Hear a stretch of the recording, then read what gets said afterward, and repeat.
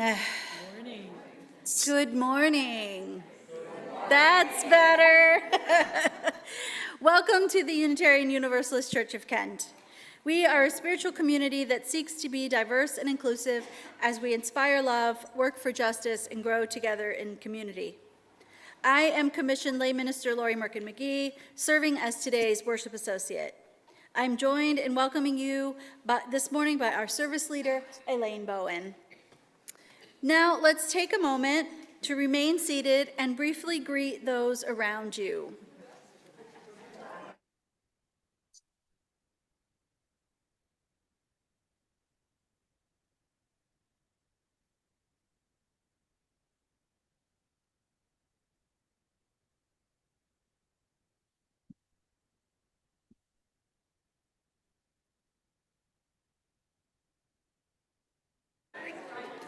And now if we can turn to the camera over there and wave to folks on Zoom.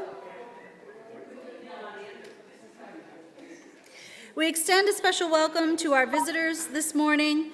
Thank you for joining us for worship. For our visitors on Zoom, if you'd like to know more about our church and be in contact with us, there will be a link in the chat box at the end of the service. For our visitors here in person, green visitor cards are available. You are welcome to fill one out and drop it in the offering basket as it comes around. For those in person this morning, if you have a joy or sorrow to be shared during the service, please fill out a yellow card and give it to the usher during our opening hymn, or feel free to bring it up yourself. If you are on Zoom, you will be welcome to use the chat box to share your joy or sorrow during our time for reflection. It takes many hands to create worship each week. Elaine and I would like to thank everyone involved in today's service. Our hymn leader, Diane, our accompanist, Vanessa, all of the other musicians playing and performing today, our ushers and greeters, our tech team, Julie and Dave, Kara, who prepared the slides, and our church administrator, Mary Beth. And Max. Hey, Max. You weren't on the list. Now let's take a moment to breathe, to enter into this time of community once again, and to invite Spirit to be present among us and to open our hearts to life and the gift of this day. Come, let us worship together.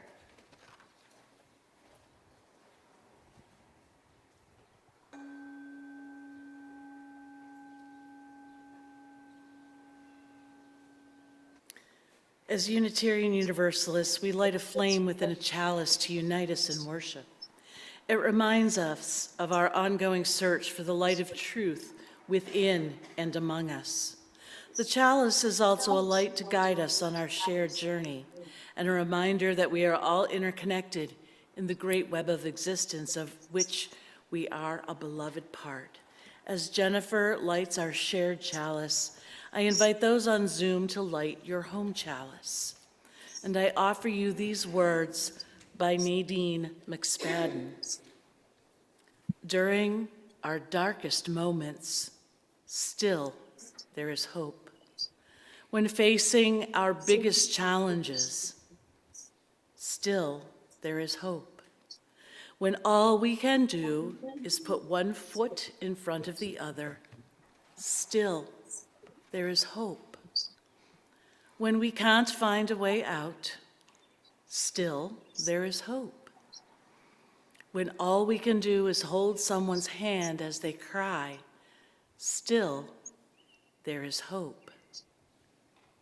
We are the hope for ourselves and for one another. Always there is hope.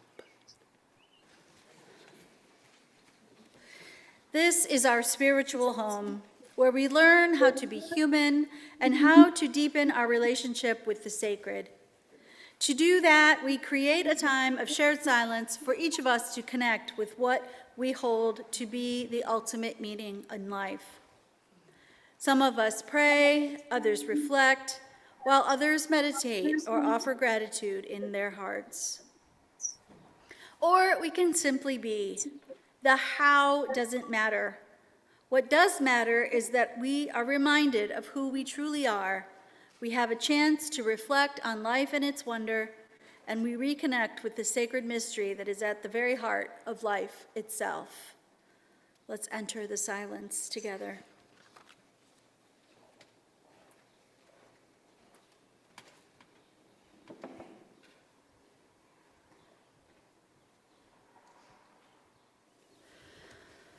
Part of our journey is sorrow, struggle, and loss.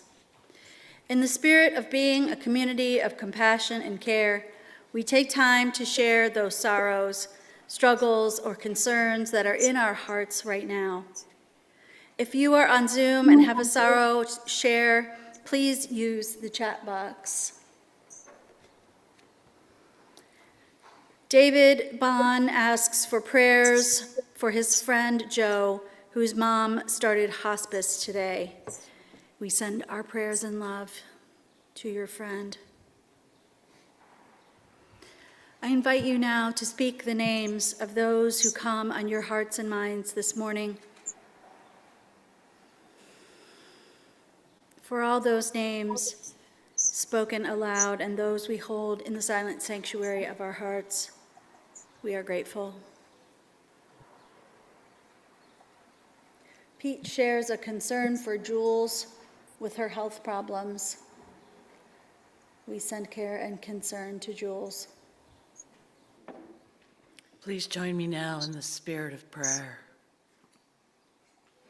Spirit of life and love, you are with us today in this room as we gather as a people of hope, a people of faith,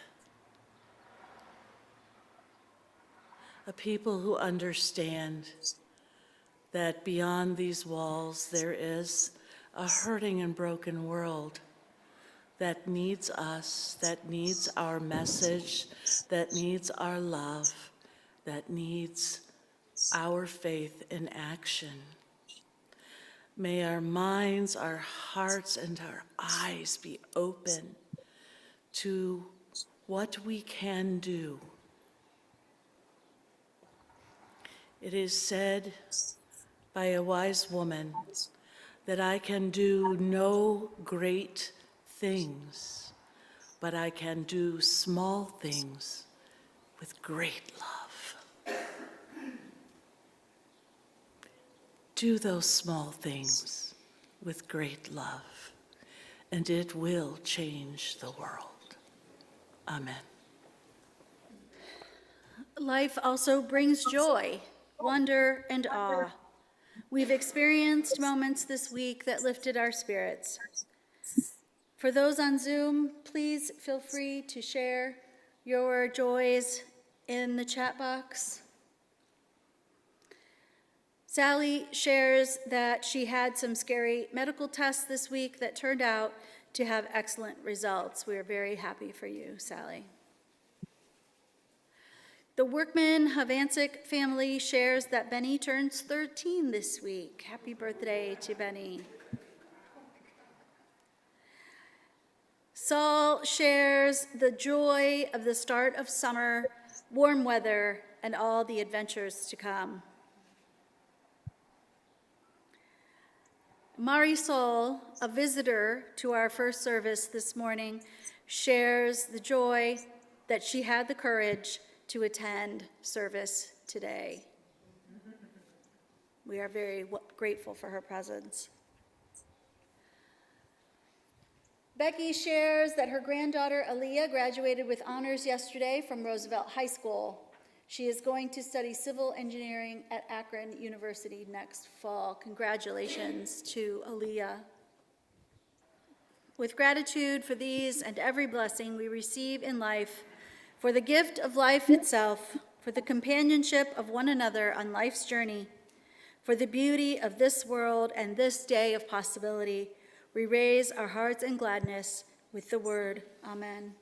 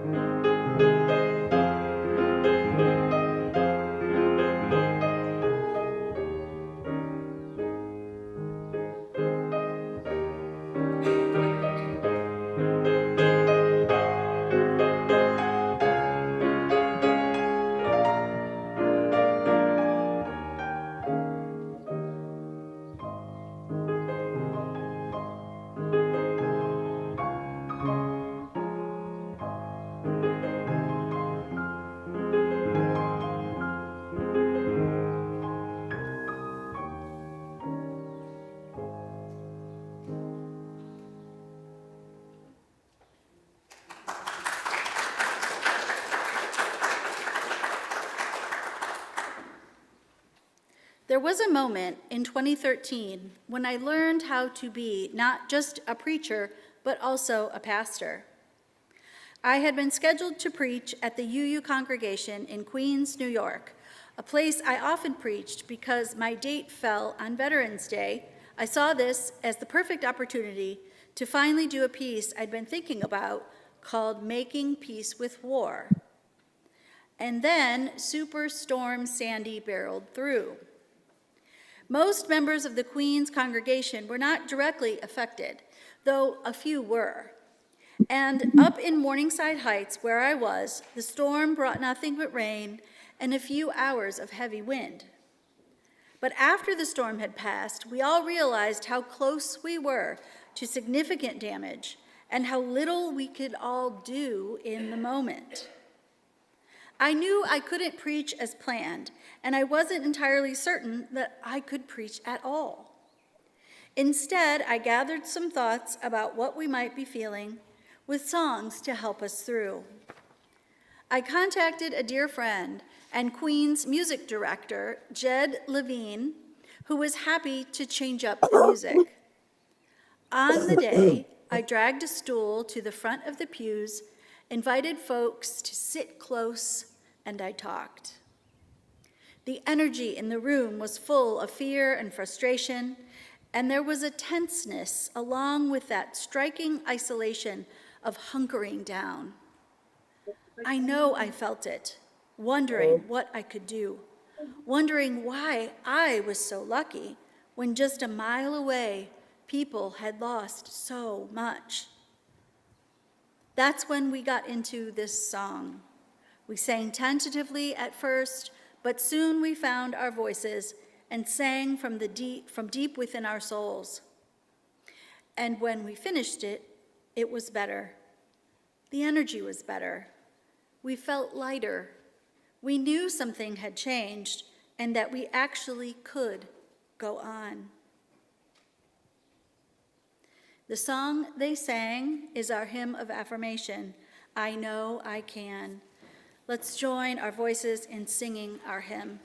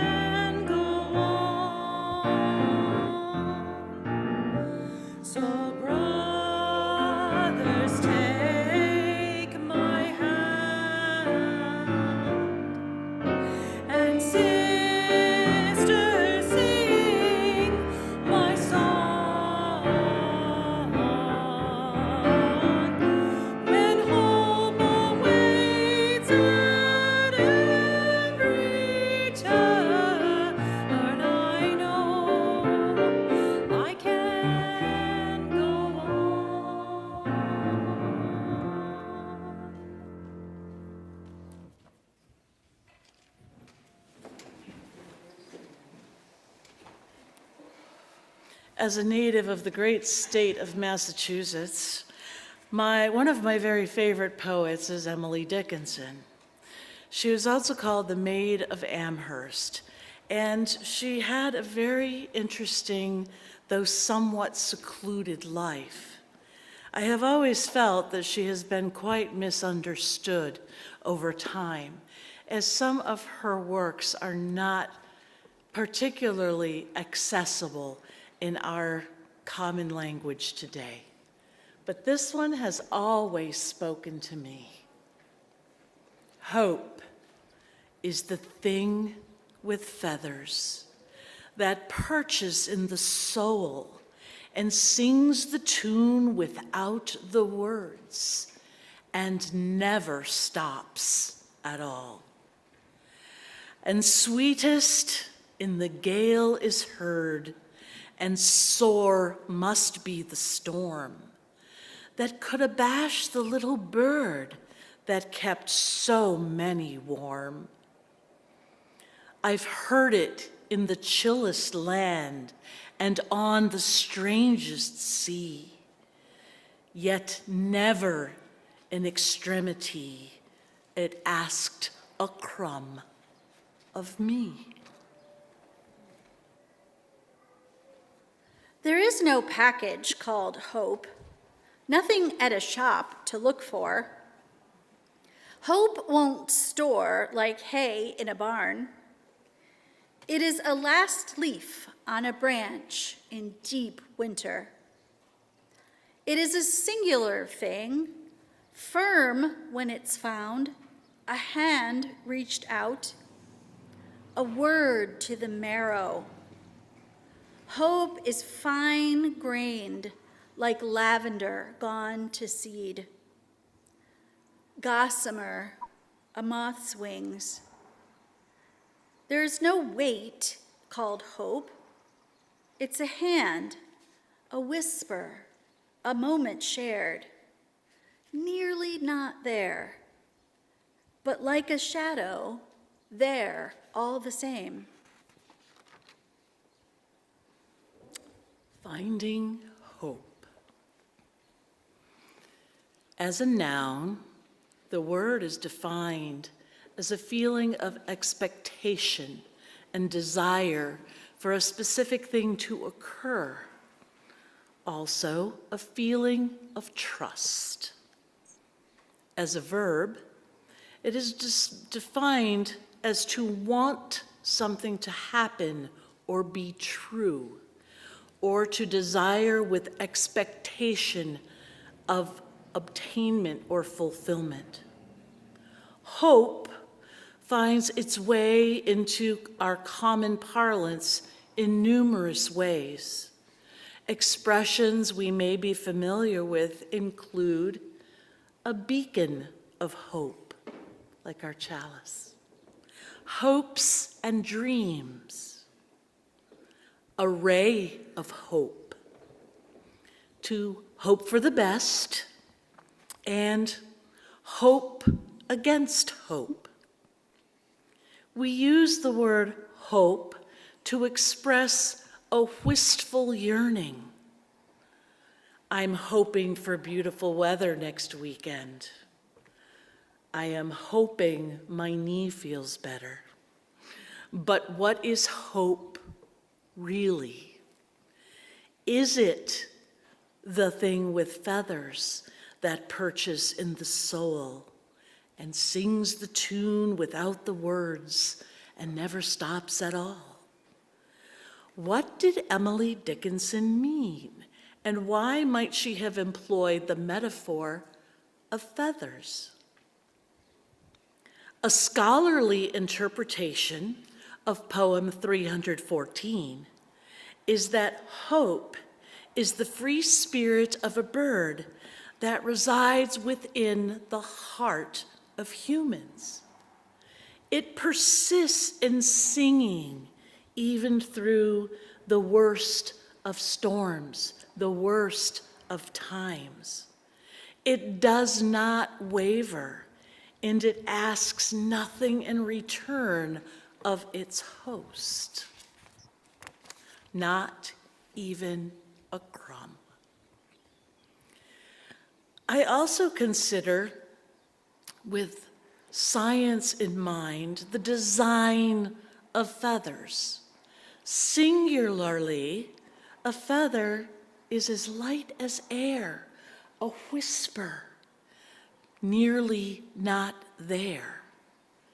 But together and functionally, feathers form strong wings that can lift that bird, that can lift our heart, allow it to soar into the heavens and safely land, returning to earth.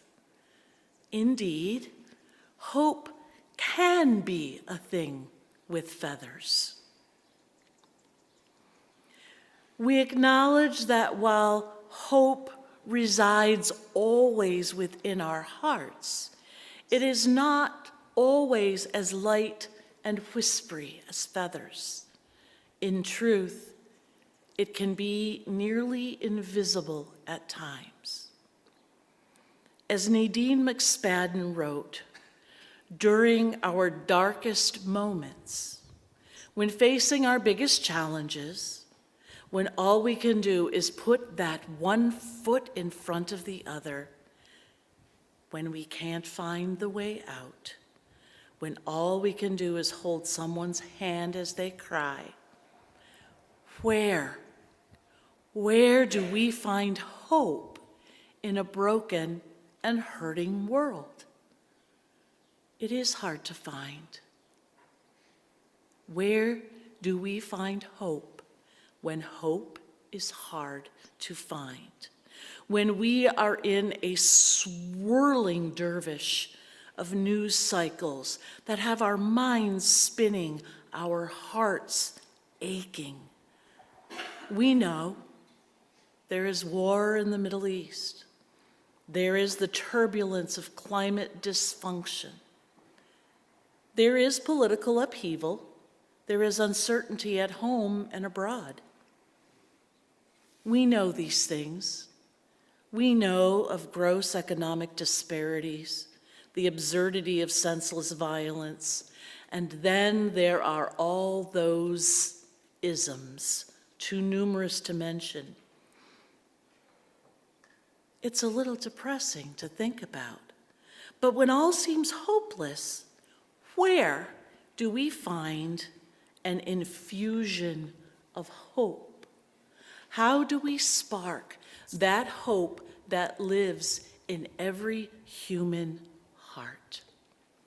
I ask this question of some among us, and before I share those responses, I'm going to ask each of us, here and at home, to search your heart, search your soul. In several moments of silence, reflect on this big life question.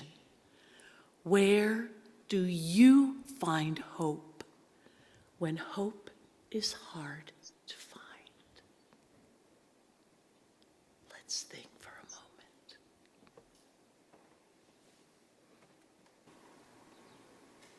And this is some of what was shared.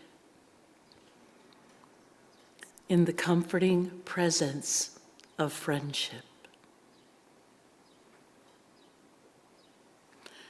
My friends and my daughter.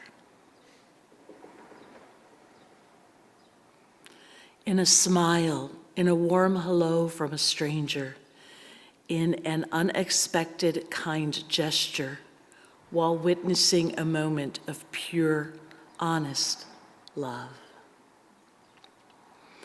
In the kindness of strangers and in children. My family, my friends, my therapist. My injection of hope comes from my beloved church community, who are my tribe, my clan, my family.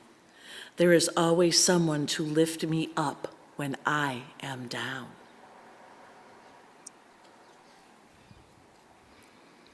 in the belief and knowing that the daffodils will return next year.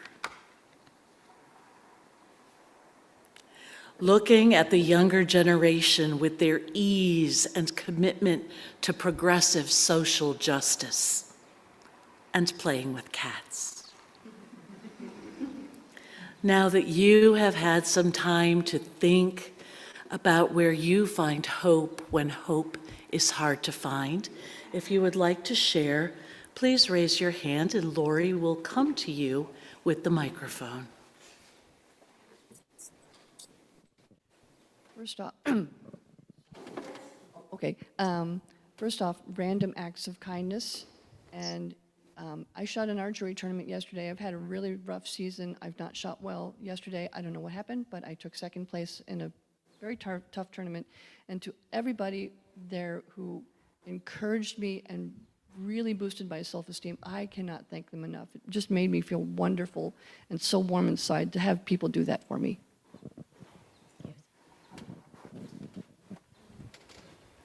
We find hope in supportive community. There's a website called Fix the News.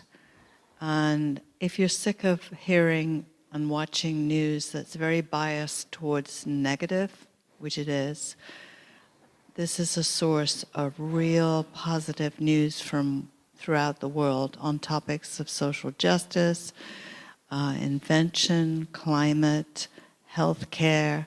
And if you want to get more than the headline, you can click on the link and read the entire article.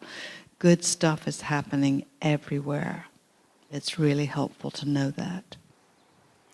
We find hope in positivity.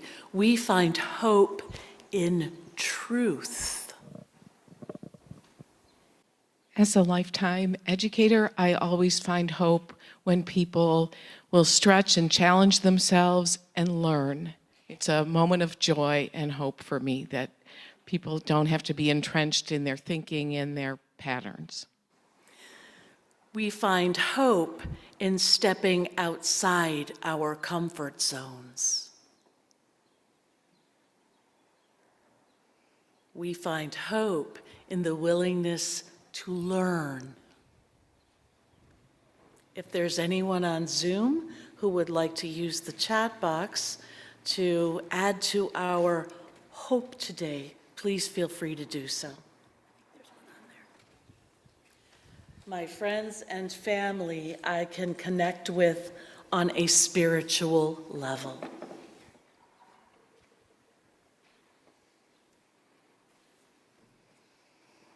You might have guessed that I was the contributor to the daffodil comment, because I do find great hope that things will come again, things will bloom again, things will be green and beautiful and renewed, and I find great hope in that. I also find hope in, surprise, Unitarian Universalism. Why? Because we are a people of embodied hope. There is hope in each of our hearts. And what do we do with that hope? We don't simply hold it within. We use those feathers of hope and we create wings. And I see a little one in the back with wings saying, yes, we take our feathers of hope and we make wings. And what I call that is putting our faith into action. We are soaring on the wings of hope, the wings of justice, of peace, of equity, and of love with a capital L. I share the words with you of renowned author Barbara Kingsolver, who said, "The very least you can do in your life is figure out what you hope for. And the most you can do is to live inside that hope, not admire it from a distance, but live right in under its roof. Now, my interpretation of that is that it means not only live under the roof of my residence, but this roof of our communal spiritual home.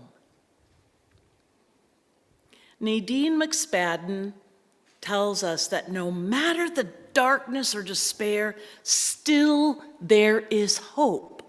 Always there is hope. How is this so, you wonder? Because, she says of Unitarian Universalists, us, we are the hope for ourselves and for one another. That statement is so fittingly appropriate and crucial for us as a congregation at this very moment in time. We will be transitioning from this service into our annual congregational meeting. Each of us is a feather in the wings of our collective hope. What are our hopes? The hope and the belief in continued excellence in leadership that has had such a challenging time this year and has been so spectacular on our behalf. For ongoing improvement in our fiscal health, we need to say that it is a reality.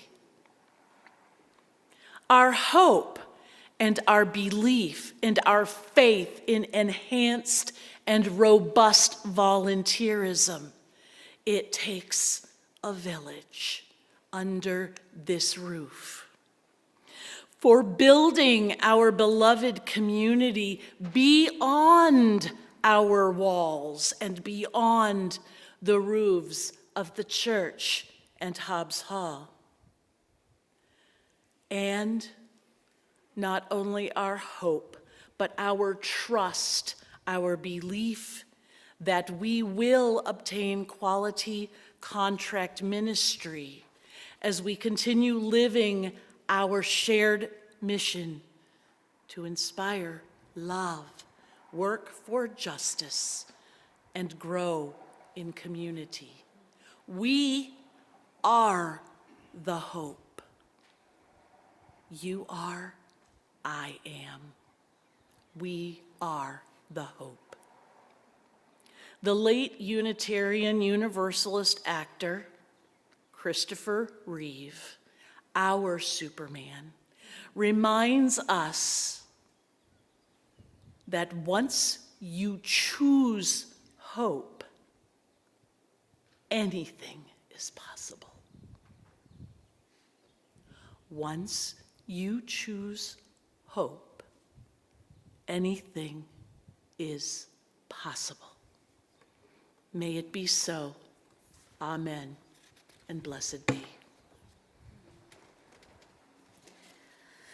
Our spiritual community thrives in its shared life of worship, community, and ministry as each of us participates in the circle of giving and receiving.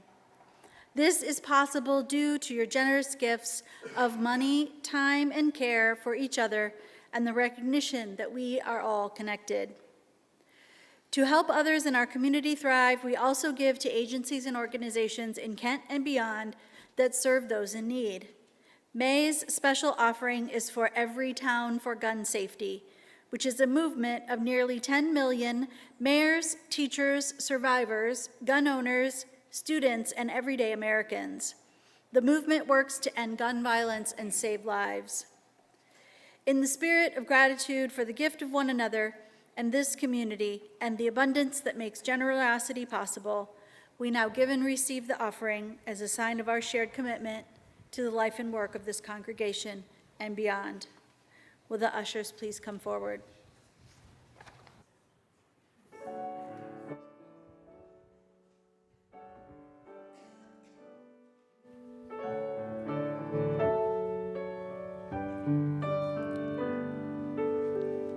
If I can stop one heart from breaking, I shall not live in vain. If I can ease one life the aching, or cool one pain, or help one fainting robin unto his nest again, I shall not live in vain. I shall not live in vain. I shall not live in vain. If I can help one fainting robin into his nest again, I shall not live in vain. I shall not live in vain. I shall not live in vain. I shall not live in vain.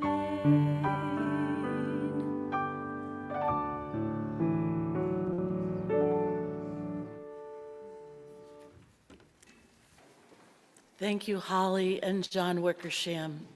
And you noticed the lyricist was Emily Dickinson.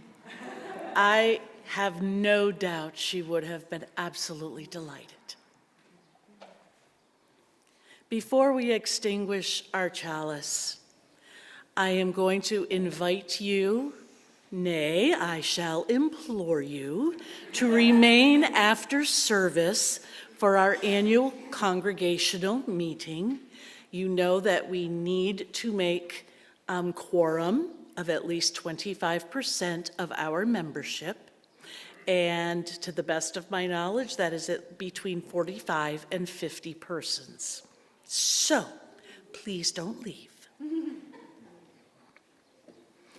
The time now has come that we extinguish the chalice. Please join me in these words. We extinguish this flame, but not the light of truth, the warmth of community, or the fire of commitment. May we carry these in our hearts and minds until we are together again.